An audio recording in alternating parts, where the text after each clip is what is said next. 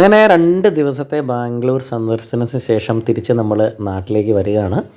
വൈകിട്ട് 5:10 KR പുരത്ത് നിന്നും നമ്മുടെ മൈസൂരു കൊച്ചുവേളി ട്രെയിനിൽ തന്നെയാണ് തിരിച്ചു പോകുന്നത്. അതേ ട്രെയിനിൽ തന്നെയാണ് നമ്മൾ വന്നതും തിരിച്ചു പോകുന്നതും അതേ ട്രെയിനിൽ തന്നെയാണ്. അപ്പോൾ ഞായറാഴ്ച ആയതുകൊണ്ട് അങ്ങനെ വലിയ തിരക്കോ കാര്യങ്ങളോ ഒന്നും ഇല്ല എന്ന് വിചാരിച്ചാണ് ഞങ്ങൾ ഇറങ്ങിയത്. പക്ഷേ ഒരു 2 കിലോമീറ്റർ മുന്നിലോട്ട് പോയപ്പോഴേക്കും ബാംഗ്ലൂർ അതിൻ്റെ പതിവ് സ്വഭാവം കാണിച്ചു. തിരക്കോട് തിരക്കാണ്. കാരണം അവിടെയൊക്കെ 1 കിലോമീറ്റർ പോകാൻ ഏകദേശം 10 മുതൽ 15 മിനിറ്റ്, ചില സമയങ്ങളിൽ അരമണിക്കൂർ വരെ എടുക്കാറുണ്ട്. എന്തായാലും കൃത്യസമയത്ത് തന്നെ ഞങ്ങൾ KR പുരം റെയിൽവേ സ്റ്റേഷനിലെത്തി. പാർക്കിങ്ങിനുള്ള സൗകര്യം അവിടെയില്ല, വണ്ടി അവിടെ പാർക്ക് ചെയ്യാനായിട്ട് പറ്റില്ല എന്ന് പറഞ്ഞു. അങ്ങനെ ചേട്ടൻ ഞങ്ങളെ അവിടെ ഡ്രോപ്പ് ചെയ്തിട്ട് വണ്ടി പാർക്ക് ചെയ്യുന്നതിനായിട്ട് പോയി. അകത്ത് കയറിയപ്പം മനസ്സിലായി അവിടെ പാർക്ക് ചെയ്യാനുള്ള പ്ലേസ് അവർ റെഡി ആയിക്കൊണ്ടിരിക്കുന്നതേ ഉള്ളൂ. അപ്പം മുഴുവനും അവിടെ കണ്ടില്ല, ഇത്രയും 2 വീലേഴ്സ് അവിടെ പാർക്ക് ചെയ്യുന്നതിൻ്റെ ഇടയ്ക്ക് നമ്മുടെ കാറ് പാർക്ക് ചെയ്യാനായിട്ട് പറ്റില്ല. പക്ഷേ ഇപ്പോൾ അങ്ങോട്ട് പോകുന്നവർ പ്രത്യേകം ശ്രദ്ധിക്കണം, നിങ്ങൾ കാറിലാണ് പോകുന്നതെങ്കിൽ അവിടെ പാർക്കിംഗ് ഉള്ളതല്ല. അവസാനം ചേട്ടൻ പാർക്ക് ചെയ്തത് മെട്രോ റെയിൽവേ സ്റ്റേഷൻ്റെ അടുത്ത് പോയിട്ടാണ്. അപ്പോൾ KR പുരത്ത് ആരെങ്കിലും അവരുടെ റിലേറ്റീവ്സിനെ ഡ്രോപ്പ് ചെയ്യാൻ വരുന്നുണ്ടെങ്കിൽ ഈ ഒരു കാര്യം പ്രത്യേകം ശ്രദ്ധിക്കുക. അങ്ങനെ 3ാമത്തെ പ്ലാറ്റ്ഫോമിലാണ് ഞങ്ങളുടെ ട്രെയിൻ എത്തുന്നതെന്ന് പറഞ്ഞു.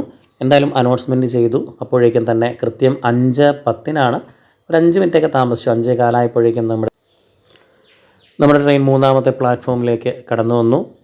കയറിയപ്പോഴേക്കും ഇതാ തുടങ്ങി വിശപ്പ്. എന്തായാലും കുറച്ച് മാങ്ങ കട്ട് ചെയ്തിട്ടെടുത്തുണ്ടായിരുന്നു, അവരത് കഴിക്കാൻ തുടങ്ങി.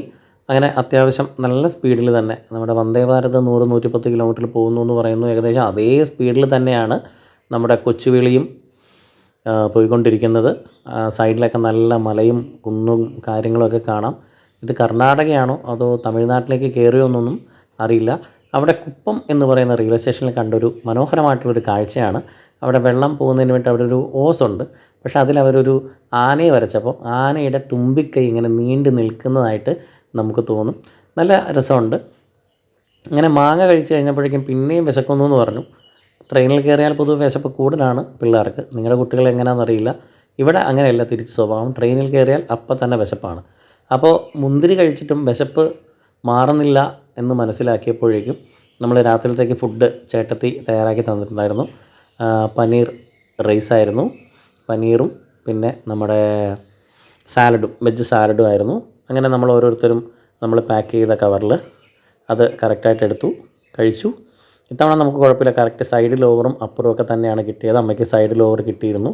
അങ്ങനെ ഒരു 8:30 ഞങ്ങൾ ഉറങ്ങി. കൃത്യസമയത്ത് രാവിലെ അമ്പലപ്പുഴ റെയിൽവേ സ്റ്റേഷനിൽ എത്തുകയും ചെയ്തു.